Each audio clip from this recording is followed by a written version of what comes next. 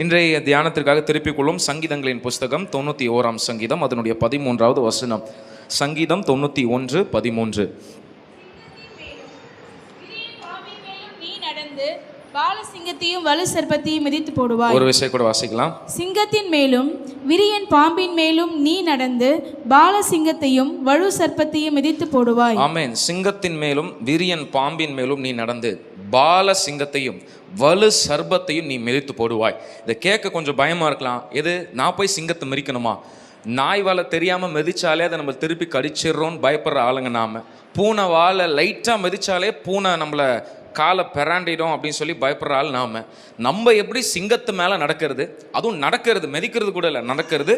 அப்புறம் பாம்பின் மேலும் நடந்து அதுக்கப்புறம் பால சிங்கத்தையும் வலு சர்ப்பத்தையும் மிதித்து போடுவாய். மிதிக்கிறது கூட ஈஸிங்க, எப்படிங்க நடக்க முடியும் என்று வேதாகமும் சொல்லுகிறது. 91ஆம் சங்கீதம் நம்ம எல்லாருக்கும் பிரத்யட்சமான ஒரு சங்கீதம். இந்த சங்கீதத்தில் கர்த்தர் சொல்லுகிறார், சிங்கத்தின் மேலும் விரியன் பாம்பின் மேலும் நடந்து பால சிங்கத்தையும் வலு சர்ப்பத்தையும் மிதிப்பாய்ன்னு சொல்லியிருக்கு. இது வேற யாருக்கும் சொல்லல, நமக்கு தான் சொல்லியிருக்கு. ஆமென். மிதிப்பேன் சொல்லுங்க, நான் மிதிப்பேன். நல்லா சத்தத்தை உயர்த்தி மிதிப்பேன். ஆமாம், நிச்சயமா. நம்ம யாரையும் போய் சிங்கத்தை பார்க்க போகிறது இல்லை, நம்ம உரகடத்துக்கு சிங்கம் வரப்போகிறது இல்லை. வண்டலூர் ஜூ போய் பார்த்தா மட்டும்தான் வந்து. எத்தனை பேர் வண்டலூர் ஜூ போய் சிங்கத்தை பார்த்துருக்கீங்க, இல்லை வேற எங்கேயா சிங்கத்தை நேரில் பார்த்துருக்கீங்க? நாங்கள் ஒரு நாள் வண்டலூர் ஜூ போனோம், நானும் பாஸ்ட்லாம் போனோம். சிங்கம் நான் ரொம்ப பார்க்கலான்னு நினச்சேன், சிங்கத்தை மட்டும் பார்க்கல. புலி மற்றதெல்லாம் பார்த்துட்டேன், யானைலாம் பார்த்தாச்சு, நீர் யானை கூட பார்த்தாச்சு. சிங்கத்தை மட்டும் கண்ணில் இது வரைக்கும் நான் நேரில் சிங்கத்தை பார்க்கதே இல்லை. பரவாயில்ல, எனக்கு பார்க்கலன்னாலும் பிரச்சனை இல்லை. சிங்கத்தை பார்த்து எனக்கு ஒன்றும் ஆக போகிறது இல்லை. ஆனால் என் வாழ்க்கையில் சில சிங்கங்கள்லாம் கெர்ஜிக்கிறது, அந்த சிங்கத்தை நான் பார்த்தா போதும், அதில் நான் ஜெயமெடுத்தா போதும். ஆமென், ஹல்லேலூயா. இந்த சிங்கங்களுடைய வாய் கட்டப்படணும், இந்த சிங்கங்கள் நாம் மேற்கொள்ளணும். அதை குறித்து தான் இன்னைக்கு நாம வந்து காரியங்களை பார்க்க போகிறோம். இந்த சிங்கம் நமக்கும் சிங்கக்கும் தான் எந்த சம்மந்தம் இல்லை. சிங்கம் அது பாட்டு காட்டில் ராஜாவாக இருக்குது, நம்ம வீட்டில் இங்கே நம்ம அமர்ந்திருக்கோம். இந்த சிங்கத்துக்கும் எனக்கு சம்பந்தம். ஏன் என்னையும் இந்த சிங்கத்தையும் ஆண்டவர் தொடர்புடைய செய்கிறார்? ஏன் அதுக்கும் ஒரு கனெக்ஷனை உண்டு பண்ணுகிறார் என்பதை தான் நான் பார்க்க போறேன். இந்த சிங்கங்கள் நம்முடைய வாழ்க்கையில் வருது. சிங்கம் காட்டிலிருந்து வரப்போறது இல்லை, நம்முடைய ஆவிக்குரிய வாழ்க்கையில பிசாசாக சிங்கம் வருகிறது. ஆமென். பிசாசாக தான் சிங்கம் அவருடைய வேலையை பிசாசு அனுப்புகிறான். இந்த வீட்டில் போய் இதை பண்ணு, இந்த வீட்டில் போய் இதை செய்யு, ஒரு பிசாசு சிங்கத்தை போல வருகிறது. அதை குறித்து தான் இன்னைக்கு நம்ம தியானிக்க போறோம். முதலாவது, இந்த சிங்கத்தை நாம எப்படி மேற்கொள்றது? சிங்கங்கள் வேதாகமத்தில் சிங்கங்களை மேற்கொண்டவர்களை குறித்து இந்த மாலை வேலையை நாம் கொஞ்சம் தியானித்து முடிவில் நாம் அதற்காக ஜெபிக்க இருக்கிறோம். முதலாவது வாசிப்போம், 1 சாமுவேலின் புஸ்தகம் 17ஆம் அதிகாரம், அதனுடைய 34ஆம் வசனம் முதல் 36ஆம் வசனம் முடிய. 1 சாமுவேல் 17 34 முதல் 36 வரை. தாவீது சவுலை பார்த்து, உம்முடைய அடியான் என் தகப்பனுடைய ஆடுகளை மேய்த்து கொண்டிருக்கும் போது ஒரு விசை ஒரு சிங்கமும் ஒரு விசை ஒரு கரடியும் வந்து மந்தையில் இருக்கிற ஒரு ஆட்டை பிடித்து கொண்டது. நான் அதை தொடர்ந்து போய் அதை அடித்து அதை அதன் வாய்க்கு தப்புவித்தேன். அது என்மேல் பாய்ந்த போது நான் அதன் தாடியை பிடித்து அதை அடித்து கொன்று போட்டேன். அந்த சிங்கத்தையும் கரடியையும் உம்முடைய அடியானாகிய நான் கொன்றேன். விருத்த சேதனம் இல்லாத இந்த பெலிஸ்தனும் அவைகளில் ஒன்றை போல இருப்பான். அவன் ஜீவனுள்ள தேவனுடைய சேனைகளை நிந்தித்தானே என்றான். ஆமென். காலையில் கூட நம்ம தாவீது கோலியாத்தை, இந்த தாவீது குறித்து அநேக காரியங்களை காலையில் நம்ம கேட்டறிந்தோம். ஆனால் அந்த யுத்தத்துக்கு அவன் எப்படி கோலியாத்தை அடிப்பான்றதுக்கு அவன் ஒரு உதாரணம் சொல்றான். என்ன அனுப்புங்க, நான் கோலியாத்தை அடிப்பேன்.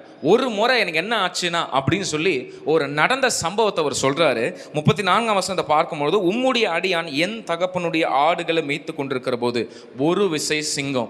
இந்த சிங்கத்தோட வேலை என்னன்னா, எங்க இறை இருக்கோ இறையை தேடி இந்த சிங்கம் போகும். எங்க தனக்கான மிருகம் அகப்பட்டு இருக்கோ அந்த சிங்கம் போகும். இந்த சிங்கத்தை குறித்து நான் கொஞ்சம் பார்க்கும்போது, இந்த சிங்கத்தை குறித்து ஒரு சூப்பரான விஷயத்தை பார்த்தேன். ஒரு நாளைக்கு 20 மணி நேரம் அந்த சிங்கம் ரெஸ்ட் எடுக்குமா. வேட்டைக்கு போகிறதுக்கு முன்னாடி, வேட்டைக்கு போனதுக்கப்புறம் 20 ஹவர்ஸ் இருக்கிறதே 24 மணி நேரம், 20 மணி நேரம் அந்த சிங்கம் வந்து இலை பாருமா. அதுக்கு பிறகு தான் அது வந்து வேட்டைக்கு கடந்து போகுமா. விசேஷமாக இந்த சிங்கத்துக்கு இரவு ஒரு பிரச்சனை இல்லை, இருட்டு ஒரு பிரச்சனை இல்லை. இருட்டில் கூட நல்லா வேட்டையாடக்கூடிய திறன் கொண்டது இந்த சிங்கம்.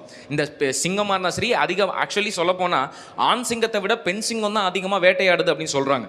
இதில் பாலசிங்கம், நம்ம சிங்கம் கேள்விப்பட்டிருக்கோம். பாலசிங்கம்னா என்னன்னா இள சிங்கம், சிங்கக்குட்டி.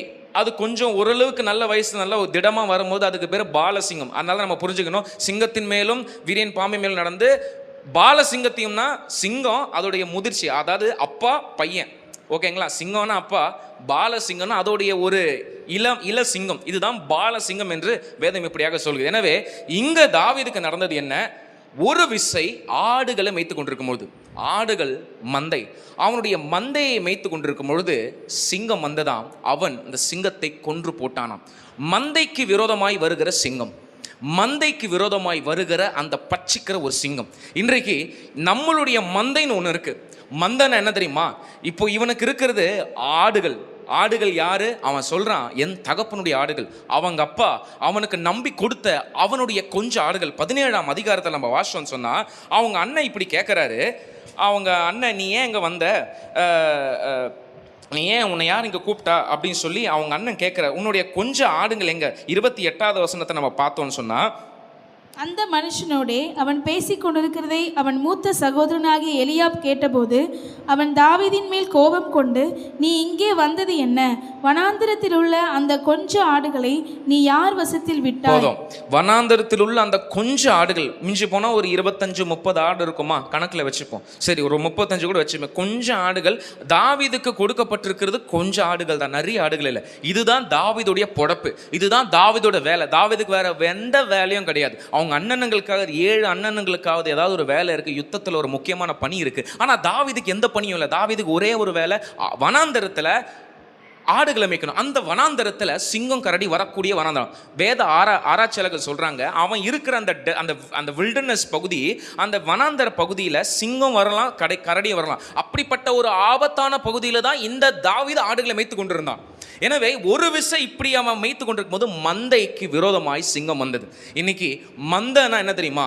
நம்மளுடைய இருப்பு, நாம் வைத்திருக்கிற கூடியது, நமக்கு என்ன கொடுக்கப்பட்டிருக்கோ அதுதான் மந்தை. அது வேலையாக இருக்கலாம், அது வியாபாரமாக இருக்கலாம், அது தொழிலாக இருக்கலாம், ஏன் அது குடும்பமாக இருக்கலாம், அது பிள்ளைகளாக இருக்கலாம், ஏன் வருமானமாக இருக்கலாம், அல்லது நான் வைத்திருக்கிற என்னுடைய உடைமையாக இருக்கலாம். எதுவாக இருந்தாலும் சரி, அது நம்முடைய மந்தை. இந்த மந்தைக்கு விரோதமாக பிசாசு வருவான், பட்சிக்க வருவான். அதை நின்று தாவீதை எப்படி ஜெயம் எடுத்தானோ அதே போல நீங்களும் நானும் ஜெயம் எடுக்க தான் கர்த்தர் நம்மளை அழைத்திருக்கிறார். ஆமே. எத்தனை பேருக்கு புரிஞ்சுது? மந்தைன்னா ஆடு இல்லை, மாடு இல்லை, நம்ம கிட்ட இருக்கு. பார்த்தீங்களா? எனக்கு வெறும் 15,000 தான் சம்பளம், எனக்கு வெறும் 20,000 தான் சம்பளம். கொஞ்சம் ஆடுகள் 15,000 சம்பளம், கொஞ்சம் சம்பளம், சின்ன சம்பளம், சின்ன கூலி வேலை தான். எனக்கு பெருசா எந்த வேலையும் இல்லைங்க, கொஞ்சம் தாங்க. கொஞ்சமா இருந்தாலும் அது உங்க மந்தை தாங்க, கொஞ்சமா இருந்தாலும் அது உங்க தாங்க. எனக்கு 2 பசங்க தான், எனக்கு ஒரே ஒரு பிள்ளை தான். ஒரே ஒரு பிள்ளையா இருந்தாலும் உங்க பிள்ளைங்க. சின்ன வீடு தான் இருக்கு, ஒரே ஒரு வீடா இருந்தாலும் அது உங்க சொந்த வீடா தான், அது உங்க வீடுங்க, அது உங்களுடைய மந்தைங்க. உங்க மந்தையை பிசாசு தொடக்கூடாது, உங்க மந்தையை சிங்கம் வரக்கூடாது, சிங்கம் நெருங்கவே கூடாது. எனக்கு ஒரு சின்ன பிசினஸ் தான் இருக்கு, அந்த பிசினஸ்ல பெரிய வருமானம் இல்லை, பரவாயில்ல, அது உங்க பிசினஸ். எனக்கு ஒரு சின்ன வியாபாரம், நான் ஒரு தள்ளுவண்டி கடையில் வியாபாரம் செய்யறேன், பரவாயில்ல, அது உங்களுடைய மந்தை, அது உங்களுடைய வருமானம், நீங்க ஈண்டெடுக்கிறது உங்களுடைய வியாபாரம். நீங்க அதுல இருந்து தான் வருமானத்தை எடுத்து உங்க வீட்டுக்கு நீங்க ஒவ்வொரு மாதம் நடத்தி கொண்டிருக்கிறீங்க. இந்த மந்தையை கை வைக்கிற சிங்கத்தை சும்மா விடலாமா? தாவீது எப்படி மேற்கொண்டா? இந்த மந்தையை தாக்குற சிங்கம் அழிக்கப்பட வேண்டும். அதை தான் தாவீது அங்கே செஞ்சான். இன்னைக்கு நம்முடைய மந்தை எதனால் அழிக்கப்படுகிறது? இப்படிப்பட்ட சிங்கங்கள் நம்முடைய மந்தையை தாக்குகிறது அல்லவா? இப்படிப்பட்ட சிங்கங்கள் நம்முடைய சின்ன மந்தையை நம்ம கொஞ்சம் தான் வச்சிருப்போம், இதை பச்சிக்கணும்னு பிசாசு சில சிங்கங்கள் அனுப்புவான்.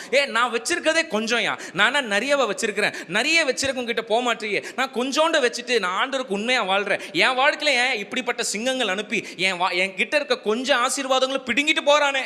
பிசாசு எதுக்கு அனுப்புவானா? சிங்கத்தை ஆசீர்வாதத்தை பிடுங்கிட்டு போறதுக்காக தான். ஏன் சிங்கம் தாவீது கிட்ட வந்துச்சு தெரியுமா? அவனிடத்தில் இருக்கிற கொஞ்சத்தையும் முழுவதுமாக கொள்ளையடித்து போக. இன்னைக்கு எந்த சிங்கம் நம்ம வாழ்க்கையில் இருக்கிற கொஞ்சத்தையும் கொள்ளையடிக்க வந்திருக்கிறதோ அதை கண்டறிந்து அதை தாவீதை போல ஜெயம் எடுக்க வேண்டும் என்று தான் கர்த்தர் இந்த மாலை வேளை நம்ம இடத்துல விரும்புகிறார். ஆமே. கொஞ்சம் சிங்கம் கொஞ்சமாக இருந்தாலும் போதும், அதை எடுக்கணும். சில பேர் கொஞ்சமாக சேர்த்து வைப்பாங்க, ஒரு பெரிய வீடு கட்டணும் சொல்லி சேர்த்து வைப்பாங்க, பல வருஷமாக இன்சூரன்ஸ் போட்டு காசை சேர்த்து வைப்பாங்க. ஆனால் அவங்களால அந்த எப்படியாவது வாங்கணும்னு நினைப்பாங்க. ஆனால் கடைசியில் அவங்களுக்கு ஒரு பெரிய ஒரு இழப்பு வந்துடும். இந்த இவ்வளோ நாளாக வருஷமாக கனவோடு இருந்து ஒரு வீடை வாங்கணும், ஒரு நிலத்தை வாங்கணும், சேர்த்து வச்ச காசு எல்லாமே வேற ஒரு தேவையில்லாத ஒரு இடத்துக்கு, வேற ஒரு இழப்புக்கு, ஒரு மருத்துவ செலவுக்கு போகும்பொழுது அந்த கனவோடு இத்தனை ஆண்டுகள் சேர்த்து வச்சது அந்த பணத்தோட அந்த குடும்பத்தார் எவ்வளவு வேதனையா இருப்பாங்க. இப்படிப்பட்ட சிங்கங்கள் மந்தையை எப்படியாவது கொள்ளையடிக்கணும், அவைகளை விழுங்கணும் என்று காத்துக்கிட்டு இருக்கு. நம்ம வாழ்க்கையில் சில வியாதி கூட மந்தைகளை சாகடிக்கக்கூடிய சிங்கங்கள் தான். சிங்கம்னா டைரெக்டாக சிங்கம் நம்ம வாழ்க்கையில் வந்துடாது, அது வேற ரூபத்தில் வரும், அது ஒரு பிரச்சனையாக வரும். சில மனிதர்கள் மூலமாக சிங்கம் நம்ம வாழ்க்கையில் வரும், சில போராட்டங்கள் மூலமாக சிங்கங்கள் நம்ம வாழ்க்கையில் வரும். சில சிங்கங்களை நம்ம கண்டறிந்து அதை ஜெயம் எடுக்க வேணும். ஏன்னா மந்தை நம்மளுடையது, நம்முடைய மந்தை ஜாக்கிரதையாக இருக்கணும், நம்முடைய மந்தை பாதுகாக்கப்படணும். தாவீது எப்படி அவனுடைய மந்தையை அவன் தான் பாதுகாத்தான், வனாந்தரத்தில் வேற யாரும் இல்லை, சிங்கமும் கரடியும் வந்துச்சு, அதை பற்றி கவலை இல்லை, அவங்க அப்பா கிட்ட கம்ப்ளைண்ட் பண்ணல, யாருக்கிட்ட சொல்ல, அவனே மேற்கொண்டான். உங்களுக்கு விரோதமாய், உங்கள் மந்தைக்கு விரோதமாய், குடும்பத்துக்கு விரோதமாக, உங்கள் சின்ன வருமானத்துக்கு விரோதமாக வர சிங்கத்தை நீங்கள் தான் முறியடிக்கணும். ஆமென். அந்த மந்தை வந்து தேவையில்லாத வட்டியாக கூட இருக்கலாம், தேவையில்லாத வட்டி, தேவையில்லாத கடன் கூட இருக்கலாம். அந்த கடனே உங்கள் இருக்கிற கொஞ்சம் வருமானத்தை சூறை அடிட்டு போயிடும். பிசாசு யோவான் 10:10 இப்படியாக சொல்லுகிறது, திருடன் திருடவும் கொல்லவும் அழிக்கவும் வருகிறான் என்று வேறொன்றுக்கும் வரான். இவன் வரவுடைய ஒரே ஒரு நோக்கம் இருக்கிறத எடுத்துட்டு போகணும். பிசாசுடைய ஒரே ஒரு நோக்கம் தான், உங்ககிட்ட என்ன இருக்கு அதை எடுத்துட்டு போகணும், இவ்வளோதான். உங்ககிட்ட சந்தோஷம் இருக்கா, சந்தோஷத்தை எடுத்துட்டு போகிறதுக்கு வருவான்.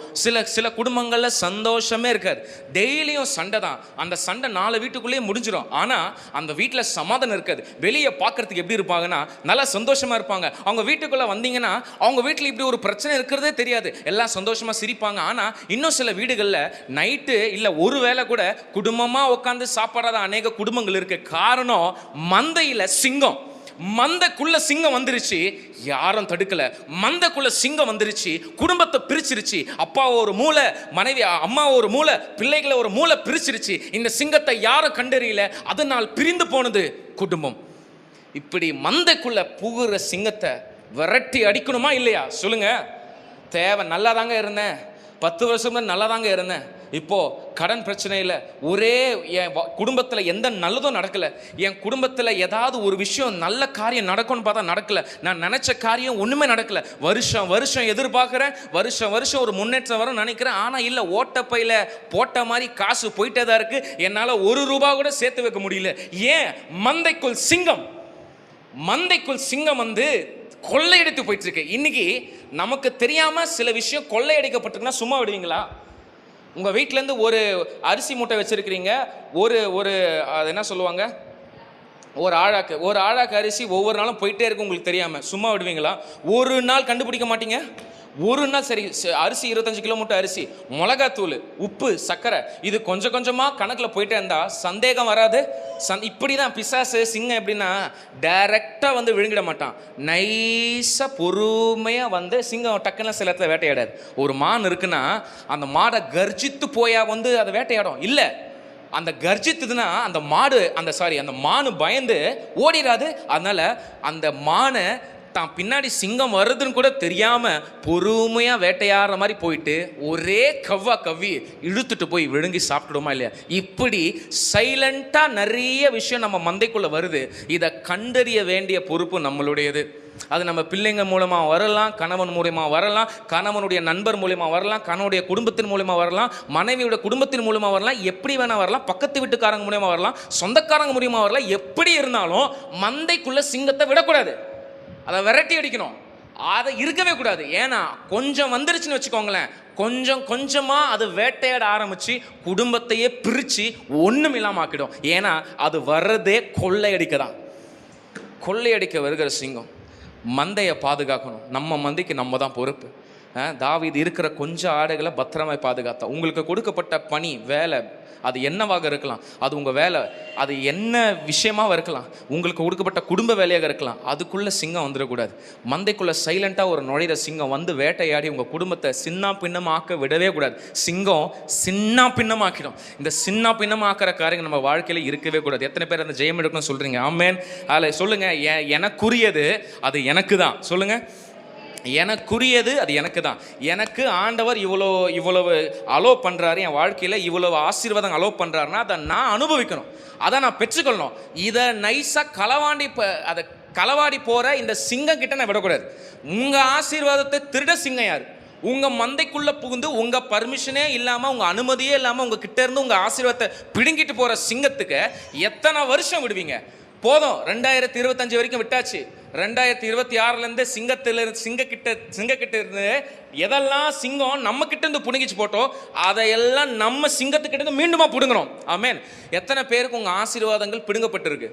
தைரியமா கரங்களை உயர்த்தி சொல்லுங்க, ஒன்றும் தப்பு இல்லை. உங்க ஆசீர்வாதம் பிடுங்கப்பட்டிருக்கு. என்கிட்ட இல்லை, இருந்துச்சு இல்லை, இருந்துச்சு இல்லை, பணம் இருந்துச்சு இல்லை, சொத்து இருந்துச்சு இல்லை, சேர்த்து வச்சேன் இல்லை, போச்சு போச்சு போச்சு, இதெல்லாம் சிங்கம் திருட்டு போச்சு. நான் சொல்லுகிறேன், இழந்ததை தேடவும் ரட்சிக்குமே மனுஷகுமாரன் வந்திருக்கிறார். அவர் எல்லா இழந்ததையும் மீட்டெடுத்து கொடுக்க வல்லவராக இருக்கிறார். ஆமென். எந்த மந்தை காணாம போச்சோ, எந்த மந்தையிலேருந்து அபகரிச்சு பாருங்க. இதை நல்லா ஆழமா யோசிங்க. ஒரு மந்தை தாவீது எவ்வளோ பராமரித்து பாதுகாப்பான், எவ்வளோ பத்திரமா அதுக்கு ஒவ்வொரு நாளும் உணவை கொடுத்து பாதுகாப்பான். பத்திரமா பாதுகாத்து வளர்க்குற அந்த மந்தையை அழகா ஒரே ஒரு முறை சிங்கம் நுழைஞ்சி அதை அபகரிக்க பார்த்ததுன்னா அது எவ்வளோ பெரிய வலியும் வேதனை நமக்கு கொடுக்கும். இவ்வளோ நாள் கஷ்டப்பட்டு சேர்த்து வைக்கிற பணம், அதை வைத்து ஒரு நகை வாங்கணும், என் பிள்ளையோட எதிர்காலத்துக்கு ஏதாவது ஒரு திருமணத்துக்காக நான் ஏதாவது சேர்த்து வைக்கணும் அப்படின்னு கொஞ்சம் கொஞ்சமாக ஒரு பெற்றோர் சேர்த்து வைக்கிறாங்கன்னா அவங்களால அதை நிறைவேற்ற முடியலன்னா அது அவங்களுக்கு எவ்வளோ வலிக்கும். ஆமென். ஏன்னா அதை சேர்த்து வைக்கிற வழி அவங்களுக்கு தாங்க தெரியும். மந்தையை பராமரிக்கிற வேதனை அந்த மந்தையை பராமரிக்கிறவங்களுக்கு மட்டும் தெரியும். இன்னைக்கு நீங்கள் எந்த மந்தையை பராமரிக்கிறீங்களோ எனக்கு தெரியாது. ஆனால் அந்த மந்தைக்கு விரோதமாக சிங்கம் உட்புகுதுன்னா கர்த்தர் வெளியே தள்ளுவாராக. ஆமென். ஹல்லேலூயா. தமிழ் வைராக்கியமே ஒரு ஆமென் சொல்லுங்களேன். சிங்கம் வெளியே போகட்டும். அடுத்ததாக இரண்டாவது காரியம், தானியேலின் புஸ்தகம் 6ஆம் அதிகாரம் 21, 22 ஆகிய வசனங்களை வாசிப்போம். தானியேல் 6, 21, 22. அப்பொழுது தானியேல், ராஜாவே, நீர் என்றும் வாழ்க. சிங்கங்கள் என்னை சேதப்படுத்தாதபடிக்கு தேவன் தம்முடைய தூதனை அனுப்பி அவைகளின் வாயை கட்டி போட்டார். அதேனென்றால் அவருக்கு முன்பாக நான் குற்றமற்றவனாய் காணப்பட்டேன். ராஜாவாகிய உமக்கு முன்பாகவும் நான் நீதிகேடு செய்ததில்லை என்றான். ஆமென். சிங்கங்களின் வாயை கட்டி போட்ட ஆண்டவர். நமக்கு விரோதமாக சிங்கம் வேட்டையாடும். இன்னும் பல சிங்கங்கள் மனித ரூபத்தில் இருக்கும். நான் சொன்னேன், இந்த சிங்கங்கள் எல்லாம் நமக்கு விரோதமாய் பேசக்கூடிய சிங்கங்கள் தான். நமக்கு விரோதமாய் சில பதிவிடைகளை, சில திட்டங்களை தீட்டுகிற சிங்கங்கள் தான். நமக்கு தெரியாது, நமக்கு விரோதமாக நம்ம விழுத்த நமக்கு தெரிஞ்சவங்க நம்ம ஃபோனில் கான்டாக்ட் லிஸ்ட்டில் இருக்கிறவங்கள எத்தனை பேர் நம்ம விடுறதுக்கு, நமக்கு குழி வெட்டுறதுக்கு, நம்மளை முதுகில் குத்துறதுக்கு ஆயத்தமாக இருக்காங்க நமக்கு தெரியாது. ஆனால் சிலரோட வாய் நமக்கு விரோதமாய் திறந்திருக்கும். அதுவும் ஒரு விதமான சிங்கம் தான். இப்படிப்பட்ட சிங்கனுடைய வாயை கட்டுறதுக்கு தான் கர்த்தர் இந்த வருஷம் விரும்புகிறார். இந்த வருஷம் முடியறதுக்குள்ளே சில சிங்கங்களுடைய வாய் கட்டப்படணும். எல்லாரும் நீங்கள் சிங்கத்தை நினச்சிருக்கீங்க, சிங்கத்தை விட்டுருங்க. உங்கள் வாழ்க்கையில் இருக்க சிங்கத்தை பாருங்கள். எது உங்கள் வாழ்க்கையை கெடுக்க நினைக்குது, அப்போ உங்கள் வாழ்க்கையை கெடுக்க நினைக்கிற உங்களுக்கு விரோதமாய் சில தேவையில்லாத குற்றங்களையும் ஒரு வீண் பழுகளையும் உங்களுக்கு விரோதமாக பொய் சாட்சி சொல்லுகிற எல்லா விதமான சிங்கத்தையும் முறியடிக்க தான் கர்த்தர் நம்மை அழைத்திருக்கிறார். ஆமென். எல்லா விதமான ஆல் டைப்ஸ் ஆஃப் லயன்ஸ். பாருங்க, தானியேல் உட்காந்துருக்கிற ஒரு சிங்க கெபிக்குள்ள.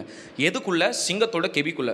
சிங்கத்தோட கெபினா சிங்கத்தோட வீடு, அது தங்குற இடம். அப்போ அதுக்குள்ள ஒரு சிங்கம் இருக்கு, அதுக்குள்ள சிங்கங்கள் இருக்கு, அது பக்கத்தில் தானியேல் இருக்கார். ஆனால் ஒரு முழுவதும் சிங்கங்கள் ஒன்றுமே பண்ணலையா. பாருங்க, சிங்கம் பக்கத்தில் இருக்கு, ஆனால் ஒன்றும் பண்ணலை. நான் சொல்றேன், உங்க பக்கத்தில் ஒரு சிங்கம் இருக்கலாம், ஒரிஜினல் சிங்கம் இல்லை, உங்க பக்கத்தில் சிங்கம் போல இருக்கலாம், ஆனால் அது வாய் கட்டப்பட்டு அதால உங்களை ஒன்றுமே பண்ண முடியாது. புரிஞ்சுதா? இவனை எப்படியாவது ஏதாவது பண்ணணுமே, இவங்க வாழ்க்கையில் ஏதாவது ஒரு விஷயத்தை செய்யணுமே அப்படின்னு உங்கள் பக்கத்து வீட்டுக்காரங்க கூட யோசிக்கலாம், உங்கள் சொந்தக்காரங்க யோசிக்கலாம், ஏன் உங்கள் உறவினர்கள் யோசிக்கலாம். அவங்க உங்கள் பக்கத்தில் சிங்கமாக இருக்க பக்கத்திலே இருப்பாங்க. வேலை செய்வீங்க, உங்கள் பக்கத்திலே இருப்பாங்க. வேலை செய்வீங்க, தொழில் செய்வீங்க, வியாபாரம் செய்வீங்க, உங்கள் வியாபாரத்தை கெடுக்கிறதுக்கு பக்கத்திலே ஒரு ஆள் இருப்பாங்க. பக்கத்திலே ஒரு ஆள் இருந்து சிங்கத்தை போல உங்களுக்கு விரோதமாக சூழ்ச்சி பண்ணுவாங்க. அது உங்களுக்கே தெரியாது. இவனால என் முதுகில் குத்துனா உங்களுக்கே தெரியாது. எப்போ இந்த மாதிரியான சிங்கங்கள் நம்ம அருகாமையில் நின்று நமக்கு விரோதமாக சில குழி பறிக்கிறது பார்த்தீங்களா, இந்த சிங்கங்களுடைய வாயை தான் ஆண்டவர் கட்ட போகிறார். சில சிங்கம் நம்ம பக்கத்தில் இருந்தாலும் அதனுடைய வலிமை பாருங்க, சிங்கத்துடைய பவர் எதில் இருக்கு? வாயில் தான் இருக்கு. சிங்கம் நினச்சா நமக்கு என்ன ஞாபகம் வரும்? கர்ஜனை ஞாபகம் வரும். ஆனால் ஒரு படமாக யோசிச்சு பார்த்தோன்னா சிங்கம்னா நமக்கு அதோடைய வாய் தான் ஞாபகம் வரும். சிங்கத்தோட வாய் தான் ரொம்ப பெருசு. சிங்கம் எதுவாக இருந்தாலும், இப்போது என்னதான் சிங்கம் வந்தாலும் அதை காலை வச்சு என்ன பண்ண முடியும்? இழுக்க முடியும், அவ்வளோதான். ஆனால் அந்த இறையை சாப்பிட்ணுன்னா அது தன்னுடைய வாயை திறந்து தான் ஆகணும். அதோடைய வாய் ரொம்ப முக்கியம். சிங்கத்தோட வாய் ரொம்ப ரொம்ப ரொம்ப ரொம்ப முக்கியம். அந்த வாயில் தான் அது கடிக்குது, பிடிச்சி இழுத்துட்டு போகுது. எங்கேயாவது சிங்கம் காலில் வச்சு எதாவது பண்ணுறதை பார்த்தீங்க இல்லை. எப்படி இருந்தாலும் ஒரு இறையை பிடிக்கணுனாலே அதை கவ்வுறது வாயால் தான். கவ்வி இழுத்து கொண்டு போய் அதை முழுவதுமாக விழுங்கி அதை சாப்பிடுறது. இதுக்கு காரணம் என்ன? ஒரு சிங்கத்துடைய வலிமைக்கு மூலத்தனம் என்ன? வாய். இந்த மூலத்தனத்தை, இந்த வாயை தான் ஆண்டவர் கற்றேன் அப்படின்னு சொல்றாரு. ஆமென். இந்த வாய் தான். அப்போ சிங்கம் பக்கத்தில் இருக்கு, ஒரு டேமேஜ் கூட தானியேலுக்கு நடக்கலன்னா காரணம் என்னன்னா, சிங்கத்துக்கு ஒரே ஒரு ஆயுதம் மட்டும்தான் இருக்கு, அதோட வாய். அதை வாய் ஆண்டவர் கட்டிட்டாரு. கட்டதுனால சிங்கம் முழுவதும் தானியேலை என்ன பண்ணாலும் ஒண்ணுமே பண்ண முடியல. உங்க பக்கத்துல சிங்கம் இருக்கலாம், உங்களை ஒன்றும் பண்ணாது. உங்க பக்கத்திலே இருக்கலாம், ஒன்றும் செய்யாது. ஏன்னா ஆண்டவர் வாயை கட்டிடுவார். வாயை கட்டுறதுன்னா வெறும் வெள்ளை துணியை வச்சு கட்டுறது மட்டும் கிடையாது. உங்களுக்கு விரோதமாக பேசாதபடிக்கு உங்களுக்கு வாயே வராது. உங்களுக்கு விரோதமாக தேவையில்லாத காரியங்களை பேசும்படிக்கு அவங்களுக்கு வாய் வராது. இப்படிப்பட்ட தேவையில்லாத வார்த்தைகளை பேசக்கூடிய சிங்கங்கள் அதன் வாயை தான் ஆண்டவர் கட்டணும்னு நினைக்கிறார். இப்போ நம்ம அருகாமையில் இருக்கிற சிங்கம் என்ன? சிங்கம் வாய் ரொம்ப கொடியதுங்க. சிங்கத்தோட வாய் வந்து ரொம்ப ரொம்ப ரொம்ப அது கடிச்சுதுன்னா, ஒன்ஸ் ஸ்டார்ட் பண்ணிச்சுன்னா அந்த இறையை விழுங்காமல் விடாது.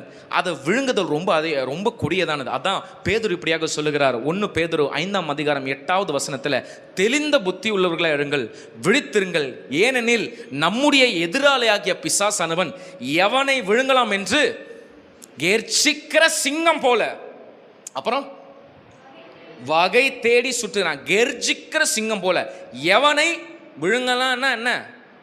முழுங்கலான்னு அப்படியே உள்ள கொஞ்சம் விட்டு வைக்கிறதுக்கல்ல, அப்படியே முழுங்கிறதுக்கு. அப்போ அப்படியே முழுங்கணும்னா சிங்கத்தோட வாய் ரொம்ப முக்கியம் இல்லையா? அப்போ ஆண்டவரால் சிங்கத்தோட வாயை கட்ட முடியும். அப்போ தானியேலுக்கு கட்டியிருக்கிறாருன்னா, ஏன் நமக்கு விரோதமாக இருக்கிற சில சிங்கங்களுடைய வாயை ஆண்டவர் ஏன் கட்ட முடியாது? உங்கள் வாழ்க்கையில் சிங்கம் இருக்கா அப்படின்னு கேட்டால், என் வாழ்க்கையில் சிங்கம் இல்லைன்னு தான் நீங்கள் சொல்லுவீங்க. ஆனால் நமக்கு விரோதமாக பேசாதவங்க யாராவது ஒருத்தர் இருக்கிறாங்களே. எனக்கு விரோதமாக யாருமே பேசுறதே இல்லைங்க, நான் பாட்டுக்கு நிம்மதியாக சந்தோஷமாக இருக்கேன். இல்லை, பேசுகிறவங்க கண்டிப்பாக நம்ம வாழ்க்கையில் இருக்க தான் செய்வாங்க. நமக்கு விரோதமாக நம்ம எந்த இடத்துல போகிறோமோ, இவனை தழைக்க விடக்கூடாது, இவனை செடிக்க விடக்கூடாது, இவன் முன்னேறக்கூடாது, இவன் முன்னேற்றத்தை தடுக்கணும், இவனுக்கு இதை தராதிங்க, ஒரு ஆர்டரா இவனுக்கு தராதிங்க, ஒரு வேலையில் ப்ரொமோஷனா இவனுக்கு தராதிங்க, எனக்கு தாங்க, அவனுக்கு கொடுங்க. நமக்கு உயர்வை நம்மளுக்கு தெரியாமையே தடுக்கிறதுக்கு நிறைய சிங்கம் இருக்காங்க. அது நமக்கு தெரியல. இப்போ பிரச்சனை என்ன தெரியுமா? எந்த சிங்கம் நமக்கு விரோதமாக பிளான் பண்ணு நமக்கு தெரியல, அதான் பிரச்சனை. அதனால தான் நீங்களும் அப்படியே உட்காந்துட்ருக்கீங்க. இல்லை, எந்த சிங்கம்னு உங்களுக்கு தெரிஞ்சிருச்சுன்னு வச்சுக்கோங்களேன், நீங்கள் சும்மா விட மாட்டீங்க. உங்களுக்கு யாராவது ஒருத்தங்க தீங்கு செய்கிறாங்க உங்களுக்கு தெரிஞ்சதுன்னா நீங்கள் சும்மாவாக இருப்பீங்க. அப்போ சில வாய் உங்களுக்கு விரோதமாக பேசிகிட்டு இருக்கு. அப்போ அந்த வாயை, அந்த சிங்கத்தினுடைய அந்த வாயை கட்ட வேண்டாம். தானியேலுக்கு பக்கத்தில் இருக்க சிங்கத்தினுடைய வாயை கட்டினவர் நம்முடைய வாழ்க்கையில் இருக்க சிங்கனுடைய வாயை கட்டவும் அவர் ஆயத்தமாக இருக்கிறார். ஆமென். அதற்கு ஒன்று தான், சிங்கத்தின் வாயை கட்டின சொல்லவும் நல்லா தான் இருக்குது. ஆனால் தானியேல் சிங்கம் வாங்கி கட்ட போகிறதுக்கு தானியேல் என்ன பண்ணார்? 3 வேளை ஜெபம் பண்ணார். ஆண்டவரை தேடலைன்னா சிங்கத்தோட வாய் கட்டப்பட முடியாது. ஆண்டவரை நோக்கி பார்க்கலன்னா நீங்கள் என்ன தான் ஜெபம் பண்ணாலும் சிங்கத்தோட வாய் கட்டப்படாது. ஆண்டவரே எனக்கு விரோதமாக கெர்ஜிக்கிறாங்களே, ஆண்டவரே எனக்கு விரோதமாக இப்படி பண்ணுறாங்களே, ஆண்டவரே இப்படி செய்கிறாங்க, ஆண்டவரே இதெல்லாம் சொல்லிக்கிட்டு தான் இருக்கலாம். ஆனால் என்னைக்கு நீங்கள் ஆண்டவரை நோக்கி தானியேலை போல் ஊக்கமாக செபிக்கிறீங்களோ, அது வரைக்கும் உங்கள் வாழ்க்கையில் இருக்க சிங்கத்தை ஒருவராலும் ஒன்றும் பண்ண முடியாது. அது உங்களை கடிச்சிக்கிட்டே தான் இருக்கும், அது உங்களை தொந்தரவு செய்து கொண்டு தான் இருக்கும். அப்போது என் வாழ்க்கையில் இருக்க சிங்கத்தை நான் மேற்கொள்ளணும். எனக்கு விரோதமாக இருக்கிற பொய் பேச்சுகள், தவறான பேச்சு, நிந்தையின் பேச்சு, நம்மளை கீழே தள்ளுற விதமான பேச்சு, நம்மளை ஒன்றுமே இல்பொருள் ஆக்கக்கூடிய சில பேச்சுகள், இந்த பேச்சுக்கெல்லாம் நம்ம வாழ்க்கையில் அதமாய் போகட்டும்னு சொல்லி நாம் ஜெபிக்க வேண்டும். ஆமென். இன்னொரு வசனத்தை வாசிப்போம். 2 சாமுவேலின் புஸ்தகம் 23ஆம் அதிகாரம் அதனுடைய 20ஆம் வசனம். 2 சாமுவேல் 23:20. பராக்கிரமசாலியாகிய யோய்தாவின் குமாரனும் கப்சேயேல் ஊரானுமாகிய பெனாயாவும் செய்கைகளில் வல்லவனாயிருந்தான். அவன் மோவாப் தேசத்தின் 2 வலுமையான சிங்கங்களை கொன்றதும் அல்லாமல் உறைந்த மழை காலத்தில் அவன் இறங்கி போய் ஒரு கெபிக்குள் இருந்த ஒரு சிங்கத்தையும் கொன்று போட்டான். ஆமென். மோவாப் தேசத்தின் 2 வலுமையான சிங்கங்களை கொன்றதும் அல்லாமல் உறைந்த மழை காலத்தில் அவன் இறங்கி போய் ஒரு கெபிக்குள் இருந்த சிங்கத்தையும் கொன்று போட்டான். கெபிக்கு போய் சிங்கத்தை கொல்ற ஒரு தைரியம், ஒரு துணிச்சல் பெனாயாவுக்கு. கெபினா சிங்கத்துடைய ஒரு வீடு, அது தங்குற இடம். அவன் வீட்டுக்கே போய் அவன் அடிக்கிறான் சொல்லி கேள்விப்பட்டிருக்கீங்களா? அதே போல் அவங்க வீட்டுக்கே போய், சிங்கம் இருக்கிற இடத்துக்கே போய், சிங்கத்துக்குடைய கொகைக்குள்ளே போய், கெபிக்குள்ளே போய் சிங்கத்தையே ஒருத்தன் கொண்டுட்டு வந்திருக்கிறான்னா அவன் அப்போ எவ்வளோ தைரியம் உள்ளவனாக இருப்பான், எவ்வளோ துணிச்சல் உள்ளவனாக இருந்திருப்பான். அப்போது சிங்கங்களை குறித்து பெனாயா பயப்படலை. சிங்கங்க போய் கொன்று குவிச்சாங்க. 2 வலிமையான சிங்கத்தை கொன்று குவிச்சாரு. ஒரு பனி என்ன போட்டிருக்கு? உறைந்த மழை காலத்தில் இறங்கி போய் ஒரு கெபிக்குள்ள இருந்த ஒரு சிங்கத்தையும் கொன்று போட்டான். இவர் ஏன் கெபிக்குள்ள இருந்த சிங்கத்தை கொண்டு போட்டார் நமக்கு போடலை, ஆனால் அது அவருடைய வலிமையை காண்பிக்கிறது. அப்போது கெபிக்குள்ள இருக்கிற சிங்கத்தை அவரால் கொல்ல முடியுமே, ஆனால் உண்மையான ஒரு சிங்கத்தையே கொல்ல முடியும்னா கெபிக்குள்ள இருக்கிற எந்த இடத்துல இருக்கிற சிங்கத்தையும், எந்த வான மண்டலங்களில் இருக்கிற பொல்லாத சேனைகளை நமக்கு விரோதமாய் யுத்தம் பண்ணுகிற, நம்முடைய வாழ்க்கைக்கு விரோதமாய், குடும்பத்துக்கு விரோதமாய் தடுக்கிற எல்லா சிங்கங்களையும் போய் நம்மளால் ஜெயிக்க முடியும், நம்மளால் மேற்கொள்ள முடியும். அதை நம்ம நம்பணும். முதல்ல நம்மளால் மேற்கொள்ள முடியும். எத்தனை பேர் நம்புறீங்க என்னால் சிங்கத்தை மேற்கொள்ள முடியும், என்னால் அதோட வலிமையை அடக்க முடியும், என்னால் அதை மேற்கொள்ள முடியும், அதோடைய கெபிக்குள்ளே போய் அதை கொன்று போட முடியும், அதுக்குடைய வலிமையை கர்த்தர் எனக்கு கொடுப்பார், நிச்சயம் கொடுப்பார். ஆமென்.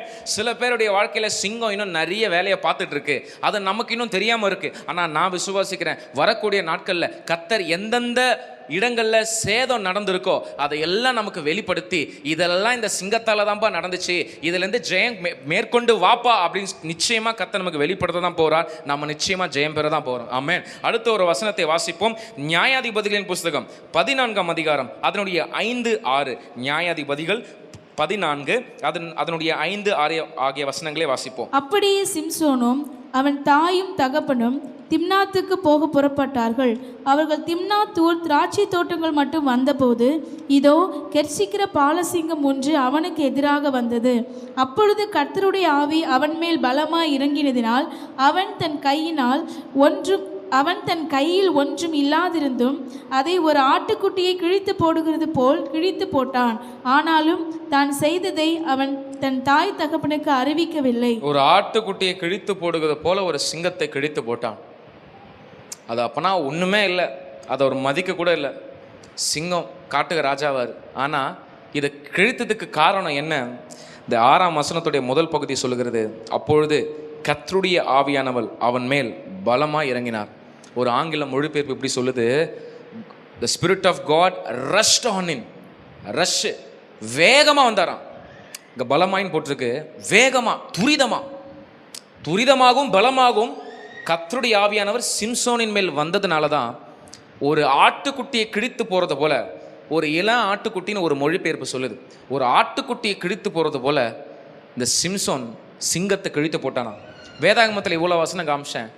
யாராவது ஒருத்தராவது சிங்கம் சேதப்படுத்துச்சுன்னு இருக்கா? ஆண்டவரை நோக்கி பார்க்குற யாராவது ஒருத்தருடைய வாழ்க்கையால் சிங்கம் ஒரு சேதத்தை உண்டாக்கின்னு சொல்லுங்களேன். எடுத்துக்காட்ட முடியுமா? ஏதாவது இருக்கா ஒரு இடத்துல? இல்லை. எல்லாருமே சிங்கங்களை மேற்கொண்டாங்க. நம்ம சிங்கங்களை பார்க்க போகிறதில்ல.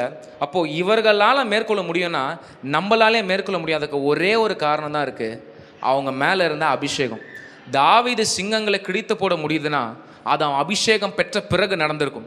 ஆமென். சிம்சோன் கிழித்து போட்டானா அதுக்கு காரணம் கர்த்தருடைய ஆவியானவர் பலமாய் அவன் மேலே வந்ததுனால. ஆவியானவருடைய அபிஷேகம் உங்கள் வாழ்க்கையில் இருக்கிற சிங்கங்களை கிழித்தெறிய, அதை மேற்கொள்ள உங்களுக்கு உதவும். கர்த்தருடைய அபிஷேகம் இல்லாமல் இப்படிப்பட்ட பச்சிக்கிற இந்த சிங்கங்கிட்டேருந்து நமக்கு விடுதலை கிடையாது. கர்த்தருடைய அபிஷேகம் மட்டும்தான், வல்லமையாய் மகிமையாக இறங்கின அந்த அபிஷேகம் தான் இவனை மேற்கொள்ள வச்சது.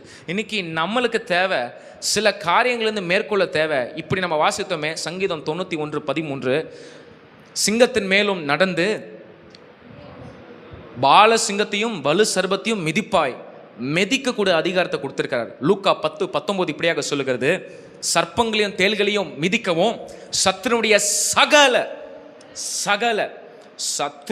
சகல அதிகாரங்களும் மேற்கொள்ளவும் உங்களுக்கு அதிகாரம் கொடுத்திருக்கிறேன். இயேசு சொன்ன விஷயம். அப்போது மிதிக்க முடியுமா கேட்டிங்கன்னா மிதிக்க முடியும். சிங்கத்து மேலே நடக்க முடியுமான்னு கேட்டிங்கன்னா நடக்க முடியும்.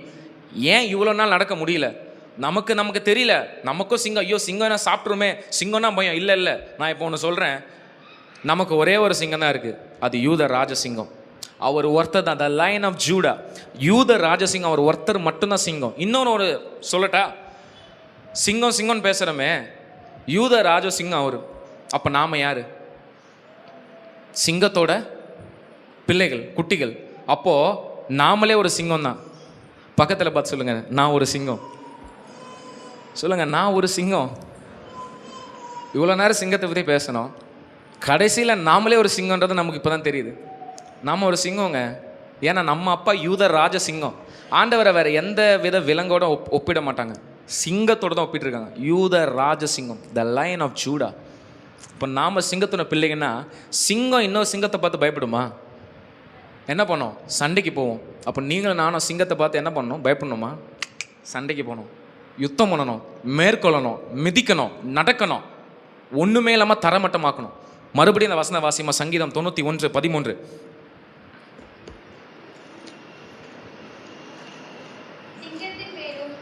பாம்பின் மேலும் நீ நடந்து பாலசிங்கத்தையும் வலுசபத்தையும் மீத்து போடுவாய். ஒரு மொழிபெயர்ப்பு இப்படி சொல்லுது, சிங்கத்தை நீ அடிமையாக்கி கீழ்ப்படுத்தி அதை உன் காலுக்கு கீழே போட்டு மிதிப்ப. இப்படிதான் எந்த சிங்கம் நமக்கு விரோதமாக இருக்கோ அதை கண்டறிந்து காலுக்கு கீழே போட்டு மிதிக்க போகிறோம். நாம் இப்போ ஜெபிக்க போகிறோம் கொஞ்ச நேரம். எந்த சிங்கம் உங்கள் வாழ்க்கையில் இருக்கு எனக்கு தெரியாது, ஆனால் என்னால் நல்லா சொல்ல முடியும், ஏதோ ஒரு சிங்கத்துடைய பிரச்சனை உங்கள் வாழ்க்கையில் இருக்கலாம். ஏதோ ஒரு சிங்கத்தினுடைய அந்த அந்த பச்சைக்கு, அதாவது இன்னும் சில சிங்கங்கள் உங்கள் வாழ்க்கையில் சில காரியங்களை அபகரிக்காமல் இருந்திருக்கலாம், வேட்டையாடாமல் இருந்திருக்கலாம். விசேஷமாக சில பாவங்களும் சிங்கத்தை போல் வரும், நைஸாக வரும். சில பழக்கம் பாருங்கள், வேகமாக வந்துடாது, பொறுமையாக வரும். அந்த பொறுமையாக வந்து அந்த நபர் அந்த பழக்கத்தை அடிமையாயிடுவாங்க. அந்த எந்த பழக்கமாக பாவ பழக்கமாக இருந்தாலும் சரி, அதுக்கு அடிமையாக்கி கடைசியில் அந்த சிங்கத்துக்கு தேவை என்னென்னா, பொறுமையாக அவங்கள தான் பக்கம் வெளிச்சிட்டு போய் அவங்கள மொத்தமாக விழுங்கணும், அவங்கள சாப்பிடணும், அவங்கள தனக்கு இரையாக ஆக்கிடணும். இதுதான் ஒவ்வொரு ஆத்துமாவையும் பிசாசு ஒரு இரையாக தான் பார்க்குறான். ஒவ்வொரு நபரையும் யார் கொஞ்சம் ஆண்டவருக்குள்ளே இல்லாமல் இருந்தாலும் அவங்களெல்லாம் அழகாக பாருங்கள். நிறைய பேர் சபைக்கு வர்றதில்லை, அதுக்கு காரணம் என்ன? அழகாக சிங்கம் அவங்கள அழகாக இங்கே பாருப்பா சர்ச்சுக்கு போகாத, இந்த ஒரு காரணம், அந்த ஒரு வாரம் அவங்க நினைப்பாங்க சபைக்கு போட முடியாது. அவங்கள அழகாக பொறுமையாக கொண்டு வந்து உடனே சாப்பிடாது, வச்சு சாப்பிடும், முழுங்கிடும், இருக்கிற இடம் கூட தெரியாது.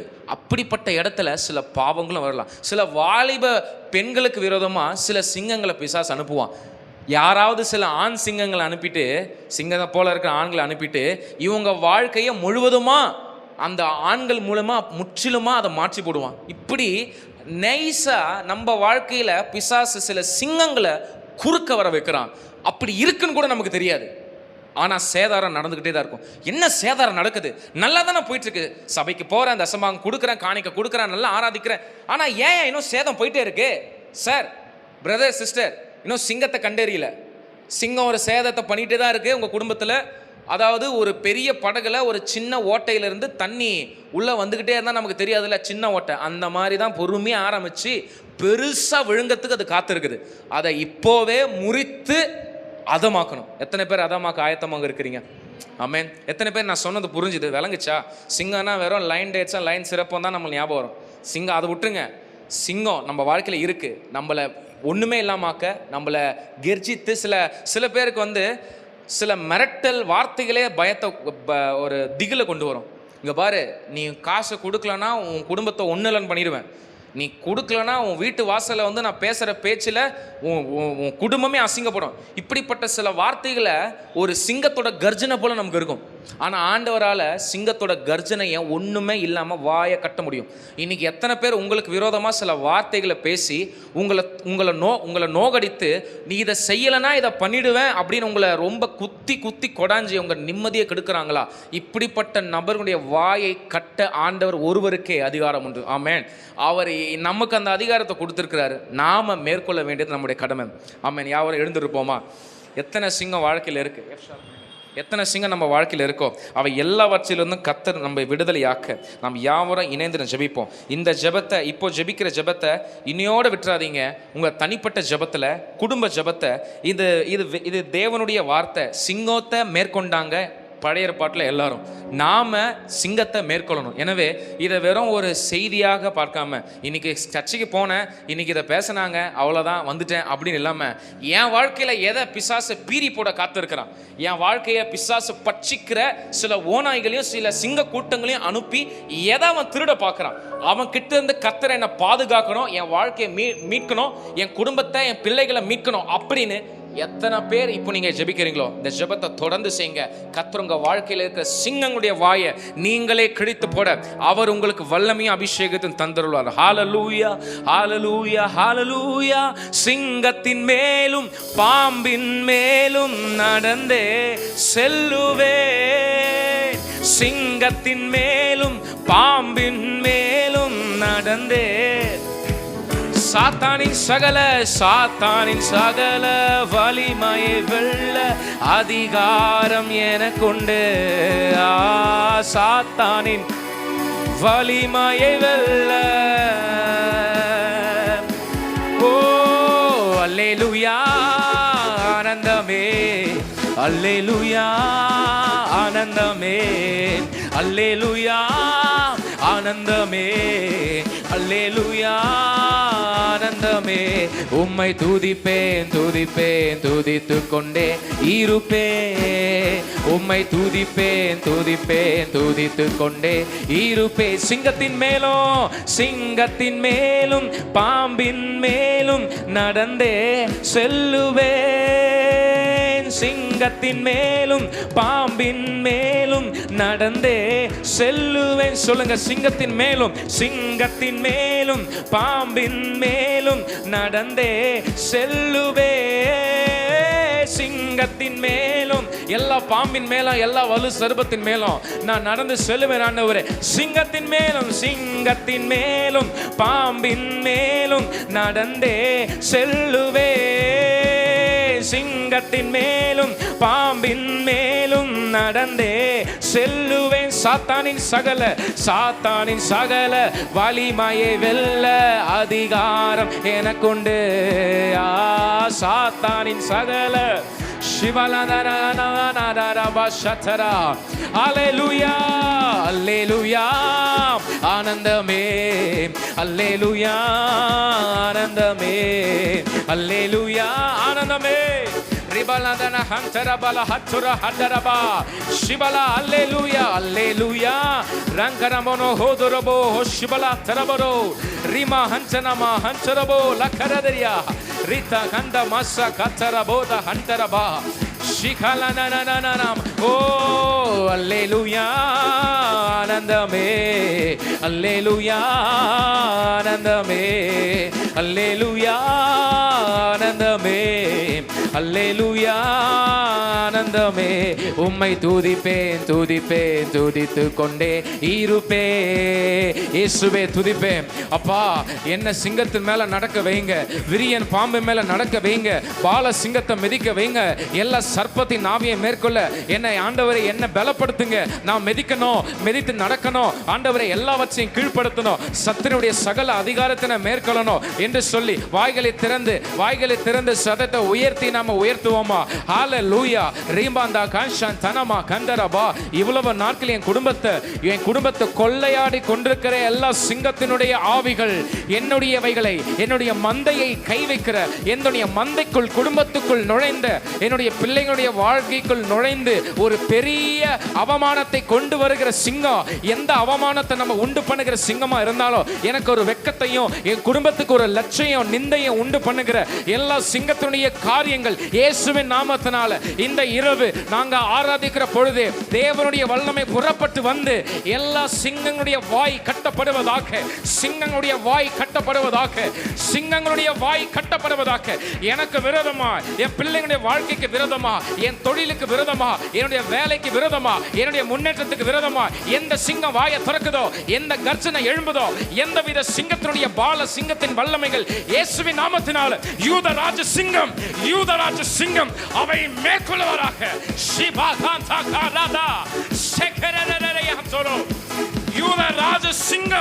யூதராஜ சிங்கம் ஜெயாலியை புறப்பட்டு வருகிறார். கர்த்தரோ பயங்கரமான பராக்கிரமசாலியாய் என்னோடு இருக்கிறார் என்று வேதம் சொல்லுகிற போல பயங்கரமான பராக்கிரமசாலியாய் உருவின பட்டயத்தோடு எல்லா சிங்கங்களையும் முறியடிக்க கர்த்தர் இறங்கி வரார்.